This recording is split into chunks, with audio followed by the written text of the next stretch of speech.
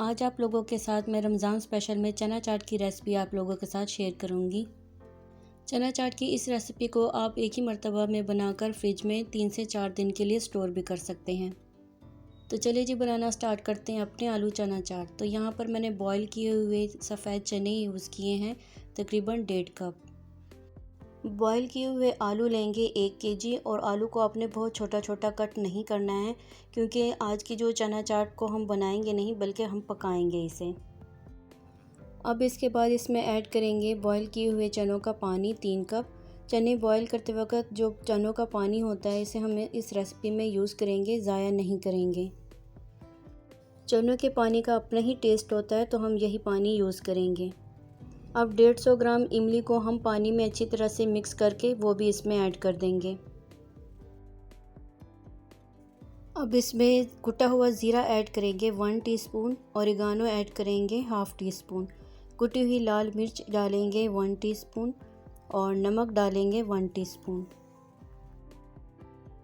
अब यहाँ पर मैं 3 हरी मिर्चों को काट कर डालूँगी। ये तीखी मिर्ची हैं, अगर आपके पास जो मिर्चें हैं वो ज़्यादा तीखी नहीं है तो आप इससे ज़्यादा भी डाल सकते हैं। अब चाट को खट्टा मीठा बनाने के लिए ऐड करेंगे चीनी 3 चम्मच और चाट मसाला डालेंगे 2 टीस्पून। चीनी डालने से जो चाट होती है इसका एक अलग से ही जायका आएगा इस चाट में। अगर आपने ये चाट कभी नहीं बनाई तो इस बार रमज़ान में ये चाट बनाकर ज़रूर ट्राई कीजिएगा। अब सारी चीज़ों को अच्छे से मिक्स कर देंगे। मुझे यहाँ पानी कम लग रहा था तो मैंने 1/2 कप चनों का पानी मज़ीद इसमें ऐड कर दिया है। टोटल चनों का जो पानी हमने यूज़ किया है वो 3.5 कप यूज़ किया है। तो यहाँ पर हम चाट को ज़्यादा नहीं पकाएंगे क्योंकि ऑलरेडी इसमें सारी चीज़ें कुक्ड हैं, तो चाट को हम बस 5 मिनट के लिए ही पकाएंगे। तो लो फ्लेम पर चाट को पका लेने के बाद इस चाट में हम एक चीज़ ऐड करेंगे, क्योंकि चाट में जो चनों का पानी हमने डाला था उसको हमने गाढ़ा भी करना है, तो इसके लिए 1 चमचा भर के लिया है कॉर्नफ्लोर। कॉर्नफ्लोर को थोड़े से पानी में डिज़ोल्व करके ऐड कर देना है चाट में। कॉर्नफ्लोर की वजह से ग्रेवी में गाढ़ापन आ जाएगा। 1 से 1.5 चम्मच ही यूज़ करिएगा, इससे ज़्यादा यूज़ मत कीजिएगा। रमज़ान में ये रेसिपी बनाकर अपना टाइम ज़रूर बचाइएगा और इस चाट का जायका भी दूसरी चाट से बहुत मुख्तलिफ होगा, जो इंशाल्लाह आप सबको बहुत पसंद आएगा। तो जी चाट को पकते हुए 2 से 3 मिनट गुजर चुके हैं, तो आप इसका गाढ़ापन देख सकते हैं इसकी ग्रेवी का। बस इतना ही हमने इसको थिक रखना है, इससे ज़्यादा गाढ़ा मत रखिएगा, क्योंकि ये चाट ठंडी होने के बाद मज़ीद गाढ़ी हो जाती है। तो बस इतना ही इसको गाढ़ा हमने रखना है। तो जी तैयार हो चुकी है यहाँ पे हमारी चाट।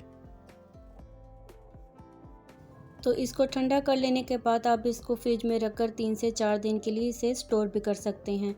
3 से 4 दिन तक ना ही इस चाट का जायका बदलेगा और ना ही ये ख़राब होगी। जब आपका दिल चाहे फ्रिज से निकालें और ताज़ा प्याज, टमाटर या जो भी सलाद आपको पसंद हो वो मिक्स करके डाल दें या गार्निश करके सर्व करें। तो अगर आपको मेरी ये आज की रेसिपी पसंद आई हो तो इसे लाइक और शेयर ज़रूर कीजिएगा। चैनल पर नए हैं तो चैनल को भी ज़रूर सब्सक्राइब कीजिएगा।